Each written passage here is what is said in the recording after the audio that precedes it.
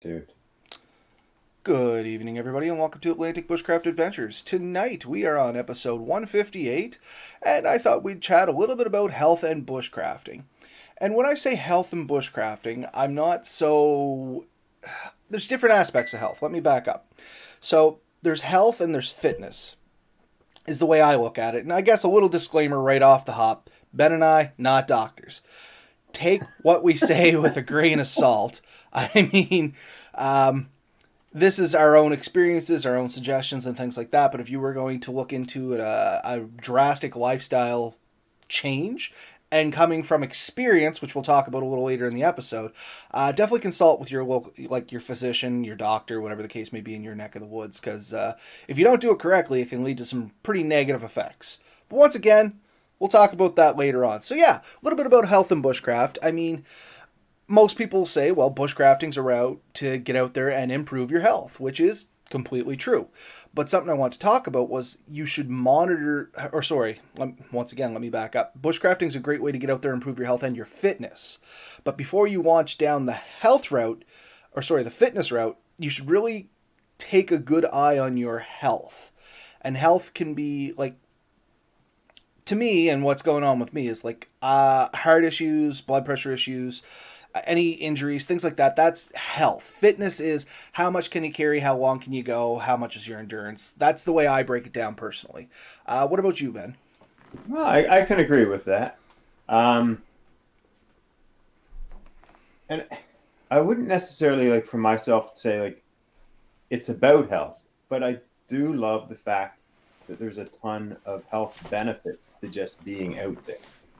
And if you want to research it, there is like legit studies that talk about just time and green space in nature away from the artificial world has good effects on like memory, uh, vitamin D. There's a whole list of them. Weight loss. You can actually just being out there helps make weight loss easier. But it does mean you have to do it right. To just being out there alone may not be the only thing. If you go out in the woods, but you always take really junky food with you and eat that, then you can kind of null and void any advantages you got. You're pulling your electronic devices with you, and you're stuck into them. You're not really taking in the nature and the goodness that you're going to get from that. And by that I mean like you have to immerse yourself in that experience, and you know the phone, as great as it might be, or the other gadgets we can take, can really rob from that. So um, we got a fair bit to talk about, but let's. Yeah, it's a pretty extensive subject, and like I said, I know we're not physicians, so this is going to be our own personal opinion, but I figure it's a good topic. Hey, Chris, welcome to the show, bud. So yeah, long story short, what brought this on for me, anyways, the last little bit here, or I should say, ongoing throughout my life, I've had health issues. I don't really talk about them much, any of that nonsense, because I never found it really did much to drag me down. Unfortunately, in the last 2 weeks or so, that's kind of flipped a little bit. I've had some blood pressure issues, some heart issues, and then again last night they kind of went off the crazy end. And it was all because, well, not all because, but a good factor that went into it was I was trying to start a new healthy lifestyle regime, but I went by it totally wrong. In all honesty, I probably should have done a little more insight into it, talked to my doctor and stuff like that. Unfortunately, no doctor, so that didn't lead to that. But anyway, the big point I want to bring across to everybody is even if you're going out to bushcraft or hike or boat or, whatever, just sightseeing, trailing, whatever your joy is to get out there in the woods, you should make sure that your health is checked a little bit before you start that. And what I mean by that is make sure you do have an okay blood pressure. Make sure you don't have an irregular heartbeat or something going on with your heart. Make sure that you don't have underlying conditions that if you get out there in the woods and something goes bad, you just put yourself into a bad situation. Now, once again, a lot of us are going to be what we think good health. But until you get a really good check over, you're never really 100% sure. And that was kind of in my case. I always knew, I figured I was in decent health, you know what I mean? I knew my blood pressure was always kind of a mediocre factor. I was always at that, pre-hypertension or whatever it was, and I've been that since I was 19. That wasn't a new condition, but whatever. It spiked, and I found out the hard way that it can really goober you up a little bit. It's put me in for some for a couple of nights where I didn't want to stay, and a whole bunch of tests and crap like that. That's just completely unenjoyable. That probably could have been avoided if I had monitored it a little better. And honestly, to monitor that stuff, you don't have to.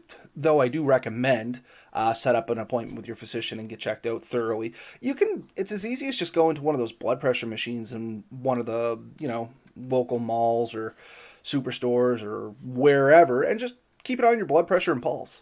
And that's one of the big things that I noticed that brought it on for, red flag for me was I noticed my blood pressure was all over the board.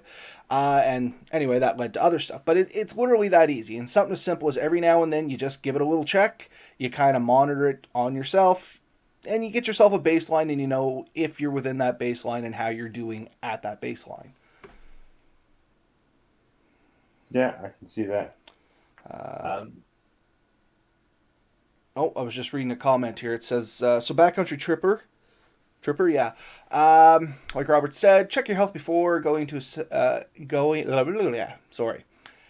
Checking your health before is similar to like checking your car before going on a long trip. And that's very true. And it's one of those things. You don't just put oil in your car when you buy it and assume that it's never going to need it again and never check it. You know what I mean? You're never just going to put the one tank of gas in and it's never going to need it. The radiator fluid isn't a one-time deal. You know what I mean? There's consumable products in your car. And I love this analogy. And it's much like your body. As you try and take things out of your body, you're going to have to put things into your body to replace what you're taking out of it. Be it, blood, sweat, and tears or fatigue, energy, whatever.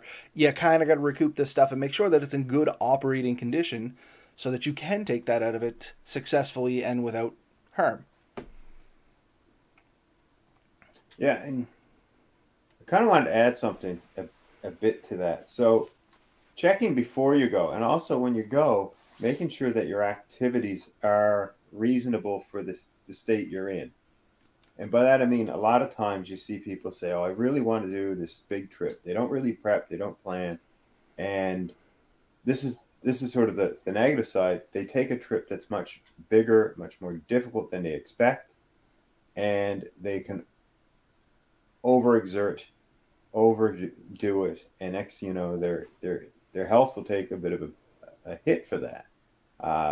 Hopefully, if that does happen, it's just sore muscles, discomfort, but it can be much worse. You can push yourself to a level you're just not easily going to come back from. So if you're going to do big trips, take the time, work yourself up to it. Know, like we tell you with gear, test your gear before you go. Test yourself before you go. If you're planning on doing a big hike, do a couple of small day hikes in the weeks, months leading up to it to see how you handle those. It should give you a really good idea how much you're going to be able to handle that bigger trip with 2 to 3 or 4 times the distance and maybe 50, 60 pounds on your back. And as you get that feel, that idea, you may decide to adjust your trip, adjust your load, take a fewer days, or take shorter days and do it in more, whatever it means to get that level. So, I mean, that's big for a trip, but it's for anything. Don't push yourself beyond the limits you really can handle and know those limits fairly well. And I couldn't agree more with that. And once again, all comes back to make sure, as you're testing your endurance and stuff like that, make sure you can get out there, make sure your body's capable of even doing that endurance, as Ben said. And that kind of comes back to meeting with your physician and stuff like that. So that's kind of the difference between health and fitness that I make in my own personal mind. I mean, I'm sure there's official definitions out there, but that's how I segregate it up a little bit or kind of compartmentalize it so I keep track of it. And that's where I started with this, was I was trying to get ready to get back out there and do some serious outdoorsy time. I'm about to start back up at the motorcycle courses and stuff like that. So that's like literally 21 hours a weekend. You're just on a parking lot walking around. On average, with one of those little Fitbits, I'm hitting, between 45 and 50,000 steps. So it's quite a strenuous time. And I wanted to make sure I just didn't throw myself into that head first with no prep, not ready, nothing like that. So I wanted to try and lose a little weight, wanted to try and get a little muscle mass back, get a little endurance back. And I tried to jump directly to the fitness part of it before I really took care of the health part of it.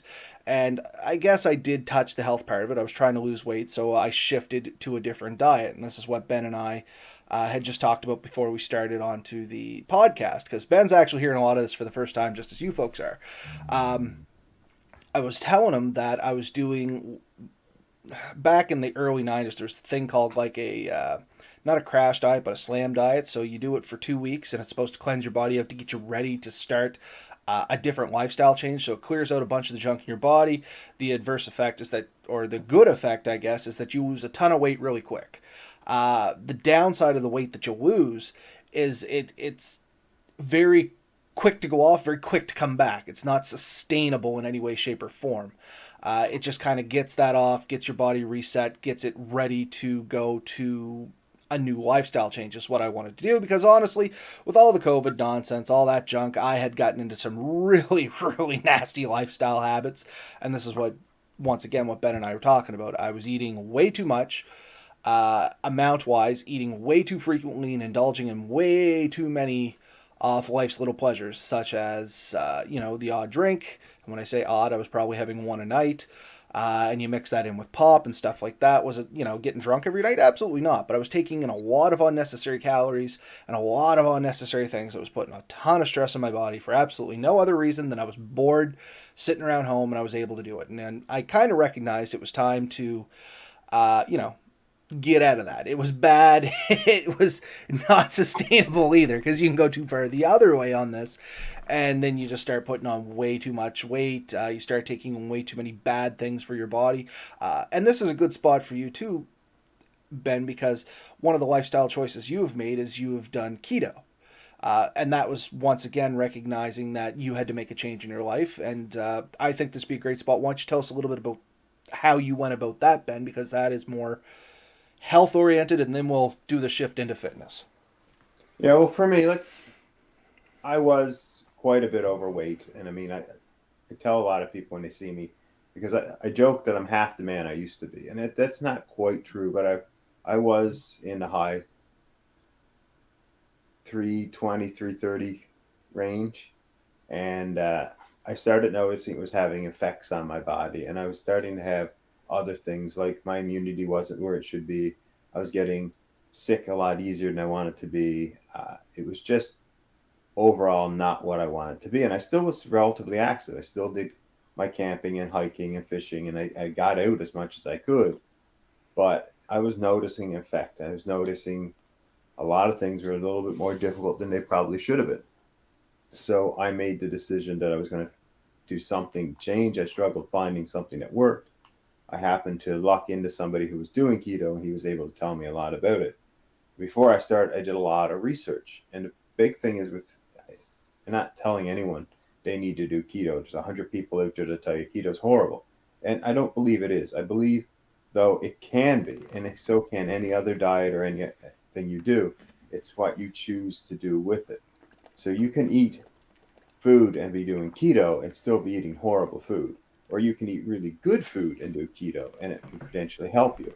And I think the very first thing you need to do if you want to improve your health is to start eating whole foods, nutritious foods. Look at what you're actually getting. Make sure you're getting your minerals, your vitamins, your nutrients that you truly need to make you healthy. And it starts with what you eat and then what you do. So if you're living a healthy life and you're eating healthy food, regardless of what you call your food or your lifestyle you're eating, you're going to feel better. You're going to be better. Unfortunately, in today's day and age, junk food is easy to get. It's everywhere. And honestly, it even feels like it's cheaper and easier. So if you don't want to eat expensive, you can eat a whole lot of junk for a lot less than a little bit of good. And it's like anything in life. Spend money on what's quality, what's good, and I think you'll actually find it's a bit better. So that was the decision we had made, trying to eat a lot healthier food in a way that would help us gain the weight and maintain it. There are plenty of options out there. I'm not going to push one onto anyone, but I did find that was a huge part of it. And then everything else got easier from there. I felt I was getting sick less. My skin cleared up. I had a lot of other issues that kind of went away. It is a big step to make that change. Uh, and then bushcraft in itself was able to, I think, bushcraft or just nature in itself, when you're out there, the benefits come quicker and easier. So as you turn that side, if you happen to be somebody who's got into some unhealthy habits, and are they ever easy to get into? Like, nobody's judging anyone who has unhealthy habits. They're super easy and they taste great and they feel great while you're doing. Uh, what you'll realize if you stop doing it, they don't feel so good afterwards. Like, it doesn't take long for bad food to really drag you down, but it's okay. You can eat a bit more and you'll get that good again. Uh, where good food, you're going to still feel good for longer, and you'll know it. So And that's that's a my opinion there. no, I was going to say, just to add to that, and that's a real good point, is bad food has addictive properties. It's not the food itself. It's not like there's no cocaine hidden in your food, not anymore anyway, with today's standards. But they do release chemicals and stuff in your brain that you become accustomed to and you enjoy. Your body likes that release of dopamine or whatever when you eat that chocolate bar. You know what I mean? And you do get very comfortable with that feeling.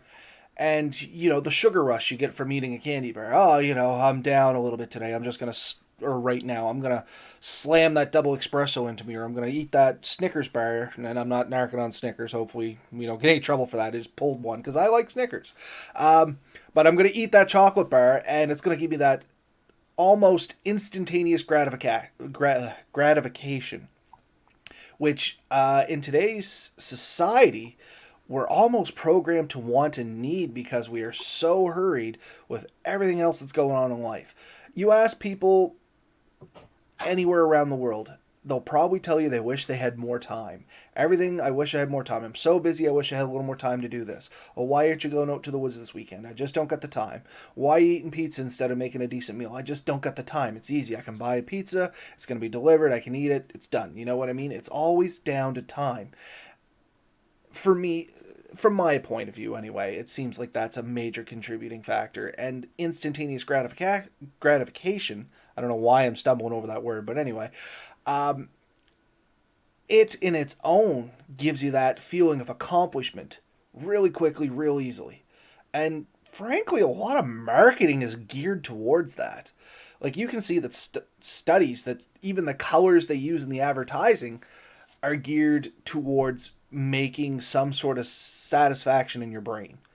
And I'm not saying that corporations are evil and they're out there and they're trying to get you yada yada yada. No, they're a business and they're trying to conduct business. That's the bottom line. You know what I mean? Businesses want to make money. How do you make money? You make people buy more stuff. They don't really care what you do with that stuff so much. It's just that you're buying it, and that's what they're trying to get you into. So I'm not saying corporations are evil, any of that. Don't get me wrong. I still am craving chocolate. Like, I love chocolate. And the only good thing is I also like dark chocolate, and as Ben pointed out to me, that can actually have a little bit of added benefits, taken in moderation. Anything in moderation is pretty much acceptable. You know what I mean? It's like anything in excess is kind of detrimental. You drink too much water, it's going to make you sick. Like, you know what I mean? You try to slam back 5 gallons of water, I guarantee at some point you're going to throw up. And the same thing. What's that? So yeah, it's you can actually make yourself seriously ill by drinking an excessive amount of water. Yep. It's hard. It's difficult. I kind of tried it one time. Not as easy as people say. But it can be done. And that's the thing. Everything in moderation. Everything in moderation is okay. So that's the first step to acknowledging stuff about your health and eating habits, drinking habits, all of that stuff is, everybody thinks, oh, you're on a diet, you're giving up so much. Well, first of all, I don't like diet. Diets don't work in my mind. You have to make lifestyle changes. And the big thing about lifestyle changes, you have to want to make them. If somebody tells you you have to make a lifestyle change, you're not going to do it. Nobody likes to do what they're told. I'm sure you don't, Ben. Nobody tells me. But I mean, it's the same thing. We go to work and your boss tells you how to do your job. You don't like it. You know what I mean? It's human nature. We're programmed not to enjoy that. Yeah. I had to make the decision to change the way I was living. And I really find that that's a fun one to watch because I think it's kind of a bit of a cognizant dissonance. You know what the word I'm trying to say? Cognitive dissonance. Anyways, Dissidents? it's basically you believe something so hard that no matter how much someone tries to show you that it's wrong, you will not believe them. You cannot do it. So it's usually referenced with like religions or political parties. Like you have this strong belief that it's the only way. You won't look at anything else. We do it with food too. I don't care what anyone says. We think the way we're eating is great, but maybe it's not. And when if I come in and tell someone what you're doing is causing you to be sick, you'll never believe it. And you'll be like, I'm not giving up my 3 pounds of potatoes every day. Forget it. Like potatoes are awesome. You know, um, but maybe that much, you know, basically empty carb isn't good for you. Just maybe.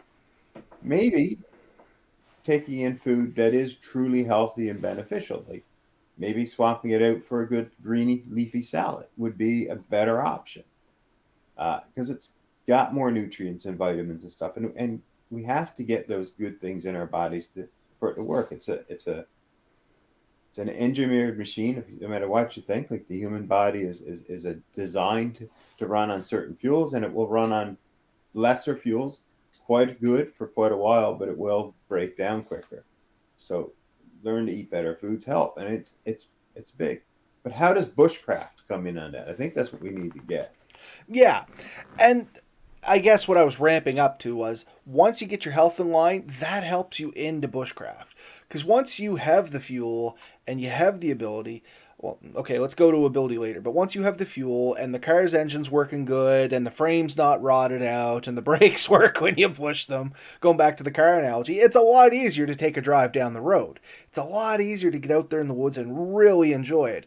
If you're out there and you go to make a meal and you take what, like Ben has, is no meal, or what I took, which was oatmeal jammed with chocolate.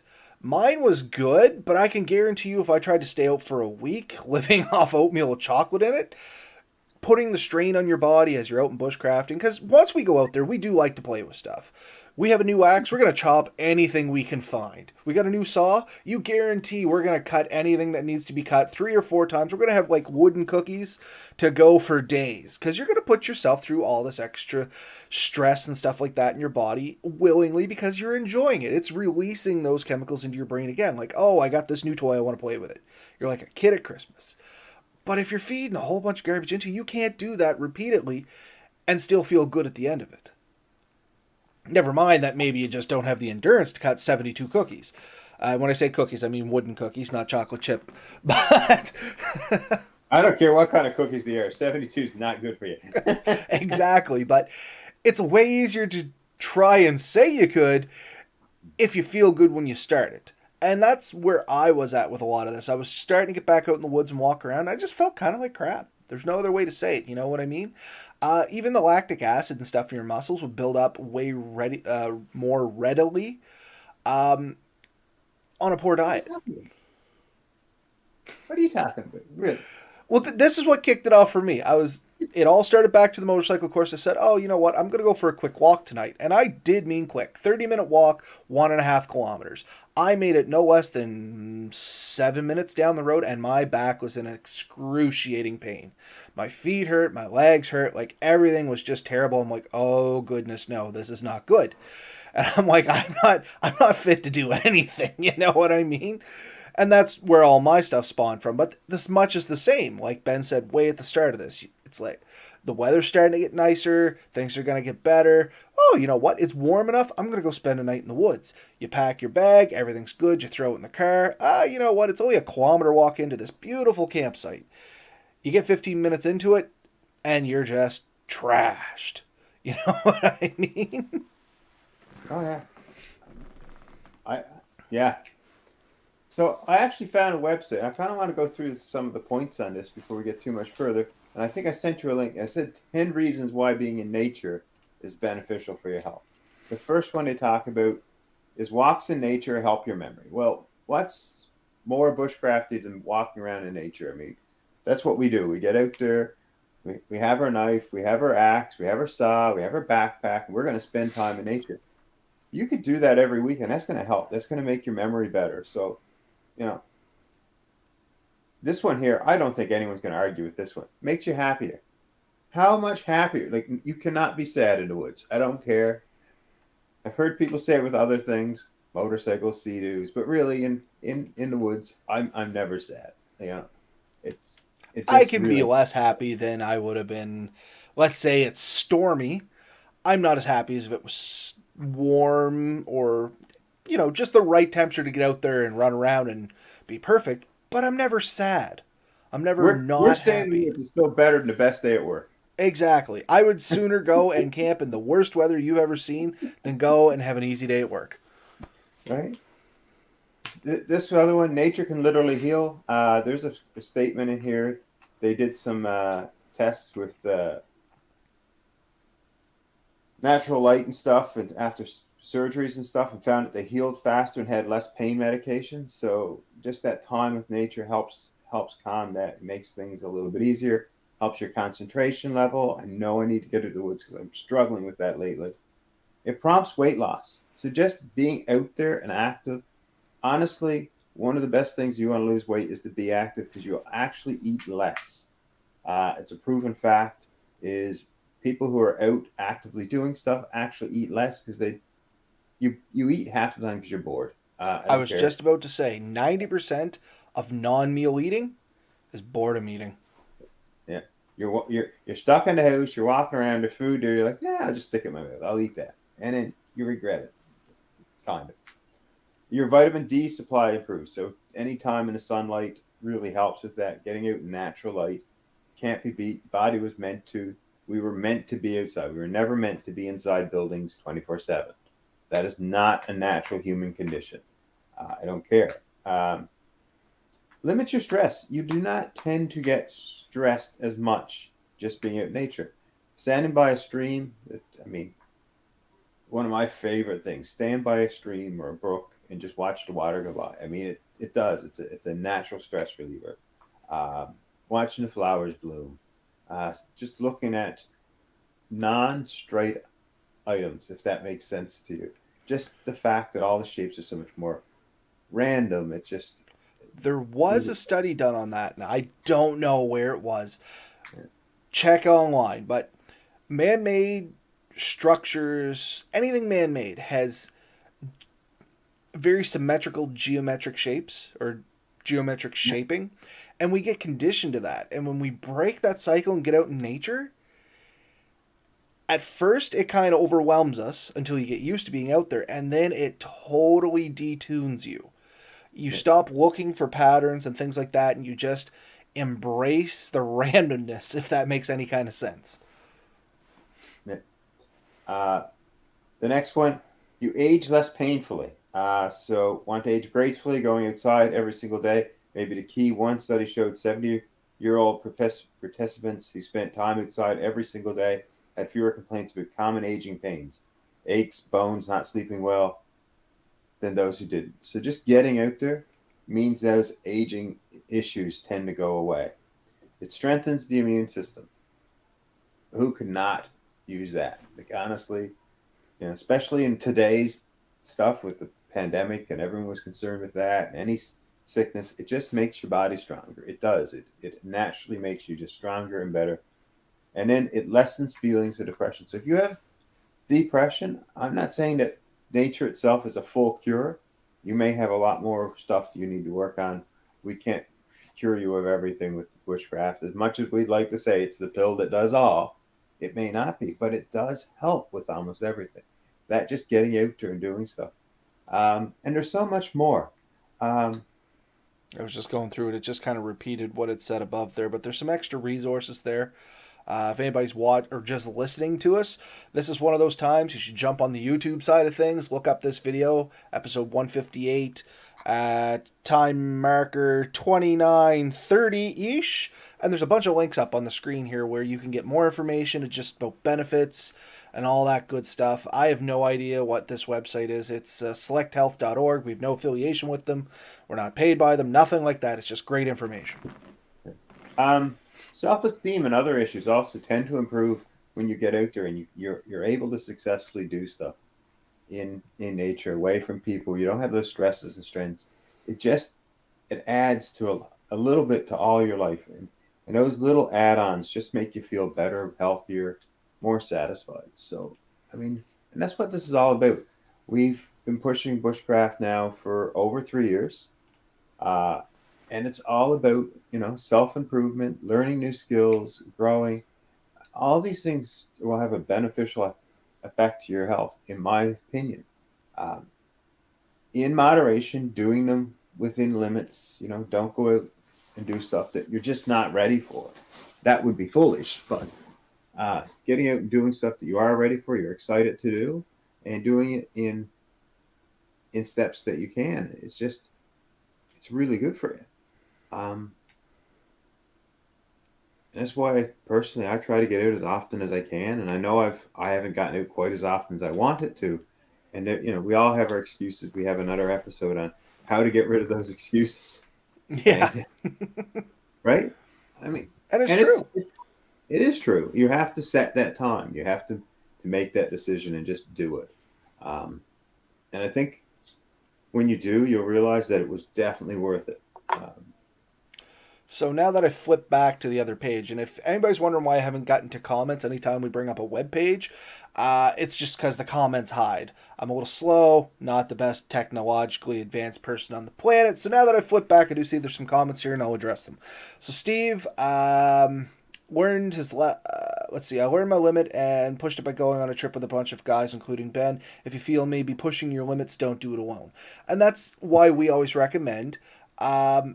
Going out with a friend. Not only does it make the time out there more enjoyable, especially if you're like-minded individuals, you can do a few other projects and stuff like that. It's a good buddy system in case something goes wrong. You know what I mean? Like in firefighting, we never do anything independently. There's always a lifeline, and that's your friend or a family member, something like that. Go with somebody. It'll help set everything up. It helps gathering firewood and all that nonsense as well. Don't get me wrong, many hands make light work, but if something does happen, and it doesn't have to be, the big one, you don't take the heart attack, it could be you just slip and fall. You cut yourself. It's way easier to have somebody potentially dress a wound on your hand because they have two hands than you trying to do it with one hand. It could just be as easy as that to make your time way more enjoyable because maybe you can patch it up and keep going. If you're by yourself, that might be the end of your trip. And Chris Lovelace, that was just old age. Yeah, you know what? I'm getting up there. I get that old, and that was kind of where the lifestyle change came from as well. There's a lot of things that ran into it. I'm getting older. I want to get a little healthier.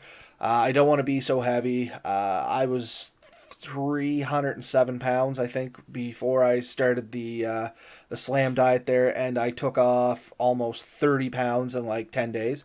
So that's not healthy. That's 100% not healthy, and I'm not telling anybody to do that, and that's why I'm not going to tell anybody how I did it.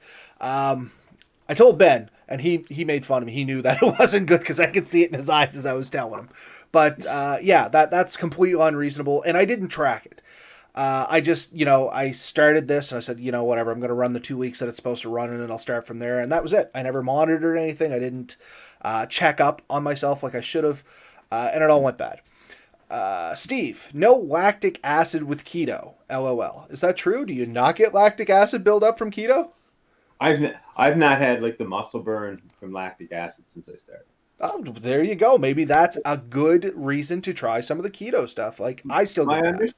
understanding of it, and I did read something about it, but my understanding of it is lactic acid is basically burning of the sugars. It's directly in your muscles. And the thing is, as you really push yourself and you're not producing enough oxygen, you're not consuming enough oxygen, you get an incomplete burn on those sugars, and that's what forms a lactic acid instead of just the pure carbon dioxide. Ketones don't burn that way, so you just don't get that problem. I mean, there's other issues with a pure ketone power supply. You don't get that instant burst of power that you would with sugar. Like sugar's that snappy power, where ketones are a bit more of like the torquey power for a description, I guess. So, good athletes that are really into nutrition, they know how to mix those, and they know how to find the carbs that are longer lasting. And so that's where if you talk about people who eat a lot of fruit and stuff, fructoses are more complex sugars. They actually break down a little bit slower. so that that power goes a lot longer. So the difference between eating a candy bar and an apple is an apple has some actual nutritional value, and it's got more complex carbs, so that when you eat it, it's going to last a bit longer. You don't get that quick high and quick low. It's going to be more even. And funny But enough, you mentioned apple. That's how I replace chocolate. Anytime I get a sugar craving, I eat an apple now. And I've you, heard there's grapes is great. what's that?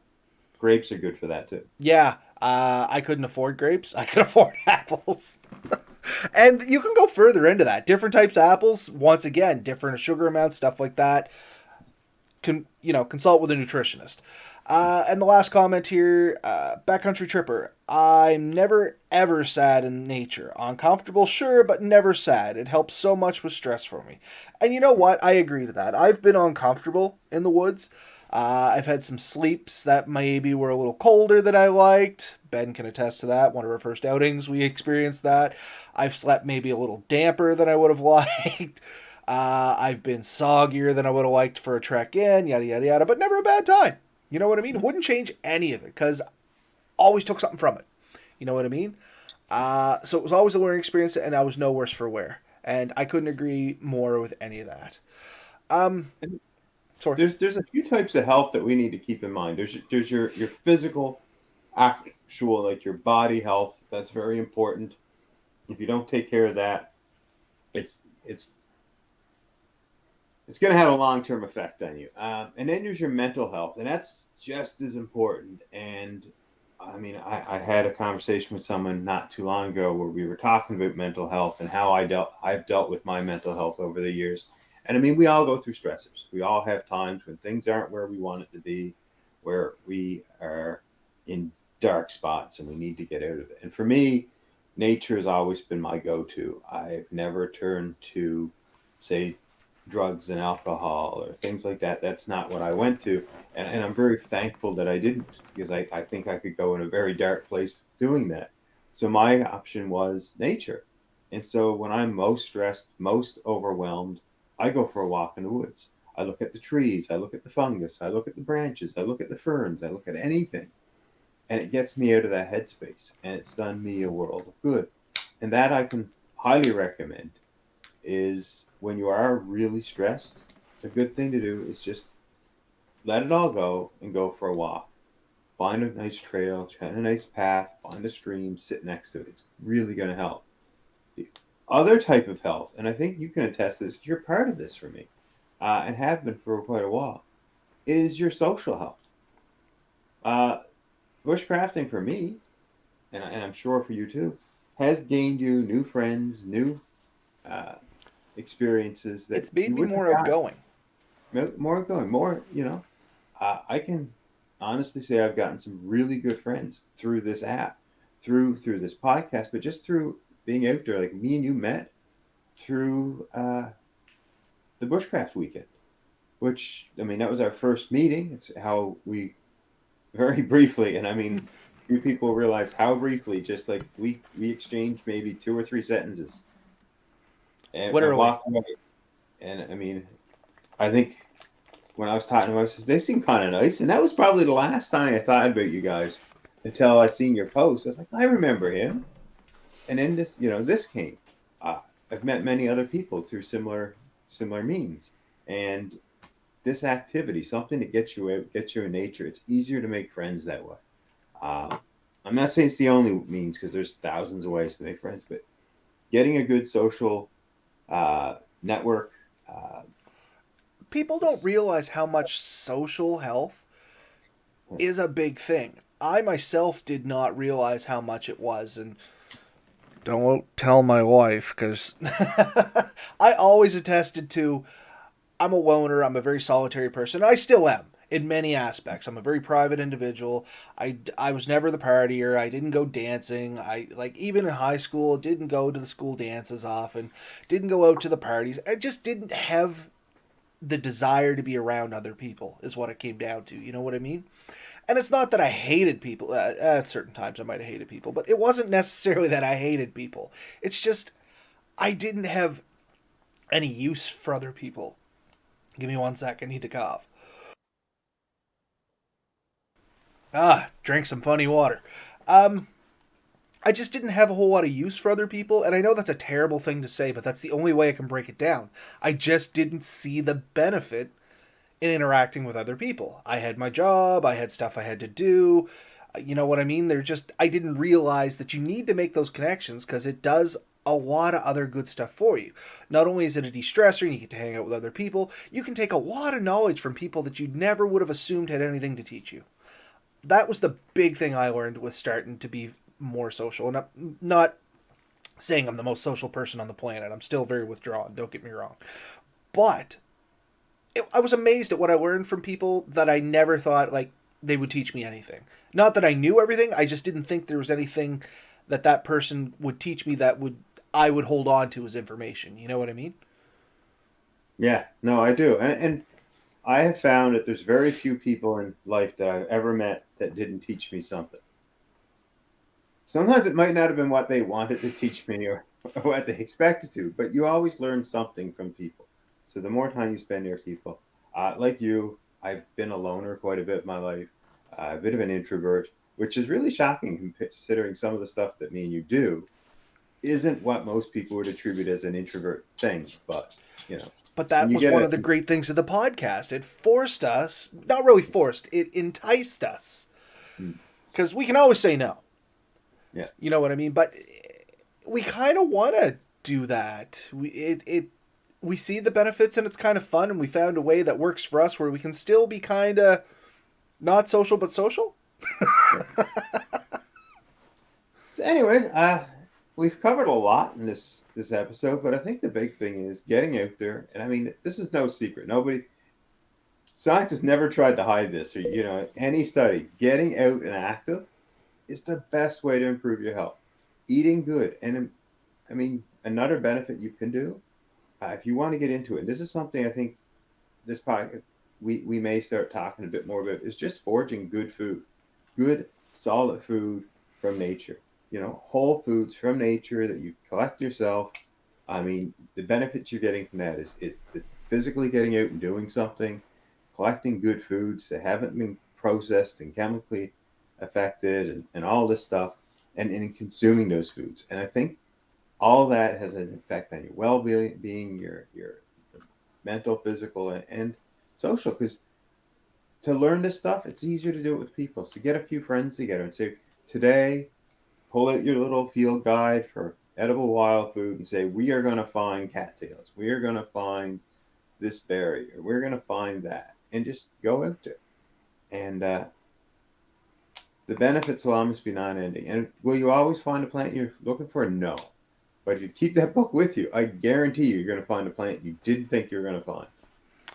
Uh, So, Even as simple as going into the woods and making a spruce or pine tea, whatever your. I like pine tea. I've known people do spruce tea. I don't care for that. But anyway, that's neither here nor there. Pine tea. If you go out and just make a cup of tea, great source of vitamin C, pleasant taste. I enjoy it. And it gave you a reason to go out there, and it's something that's actually putting a little nutrition into your body. Another one, this time of year, it's great because it's just coming up. The buds on yellow birch. They taste like mint. yeah. All the thin twigs and stuff like that. Throw a piece, like, it has to be yellow birch, not white birch. Take a nice little young piece of it. Don't take the whole branch. Don't kill the tree. We don't want anyone to be like, that person. Take a little nibble and throw it in your mouth. It tastes like spearmint. It's great. And yeah, cattails this time of year, the inner hearts, just as they're young, they're going to start tasting really good too. And I mean, not for everyone, I understand that. But there's lots of stuff that's pretty easy to find locally. And once again, wherever you're at in the world, I'm sure there's going to be stuff for you. Something that I like that comes in the summer is sorrel. Sorrel. So, The little heart-shaped leaves in the ground that corral. taste like lemon. Yeah. So, I mean, there's so much out there you can do. And I think we've covered a lot of it. I think this is, unless there's something else you really want to get out. no, you know what? It was just one of those things where it was very fresh in my mind. I thought it would be a good topic to talk about because I always try to draw from my personal experiences for a lot of the podcasts. I'm sure any of our listeners out there and yourself, Ben, will know that anytime that I come with you and I'm like, hey, Ben, I got a topic for tonight, you know it's probably because I had a recent experience with that topic. Because it's fresh in my mind. It gives me things to think about, and that's the only real thing I want to touch on with this one because it's very easily overlooked. And I know that's in many aspects of life, not just bushcrafting, but bushcrafting is one of those things that could potentially put you in a situation where it's going to do some real damage to you, especially if you're an individual that tends to be a little more private, a little more introverted. You do a lot of stuff on your own. And after all of this COVID nonsense, and I call it nonsense, but you know what I mean. It was a real thing. I'm not denying anything like that. I just mean being cooped up and away from people and not being able to get out and so many restrictions and things starting to open up, good, bad, or otherwise, people are going to start going back out there. It's going to happen.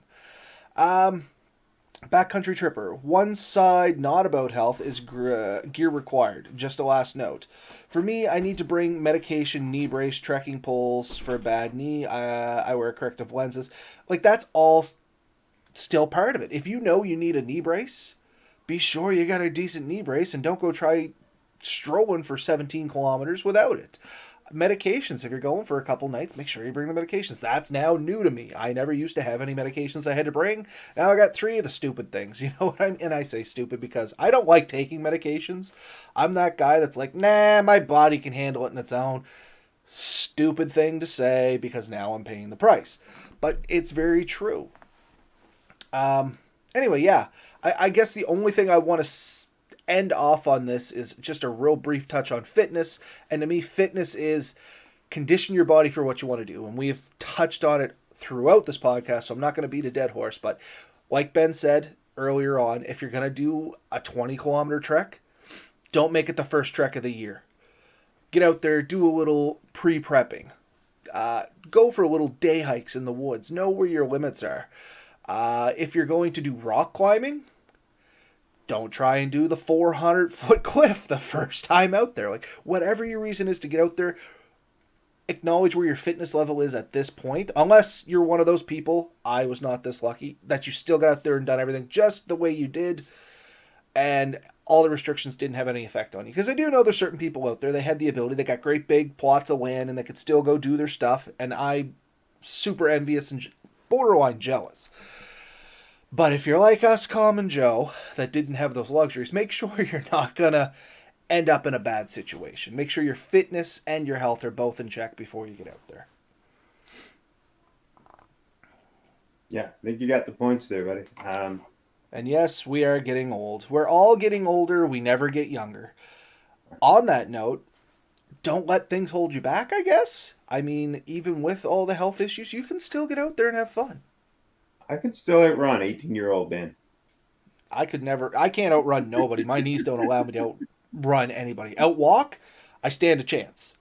If it's straight endurance, I stand a chance.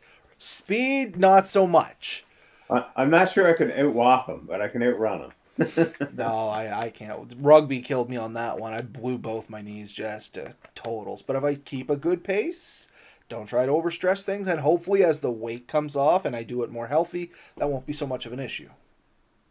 Yeah, but I think it's a great subject. I hope you guys enjoyed it. Take care of yourself. Just means you can do this for a hell of a lot longer and enjoy it so much more. And the rewards are worth it.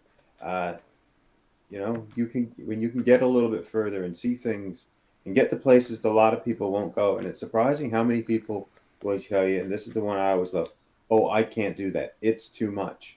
But you can. You really can, but you may have to put some effort into doing it. Because it's surprising how much you can do if you're willing to put your mind to it and put some effort into it early on. So hopefully most of you guys will give that a try in the near future.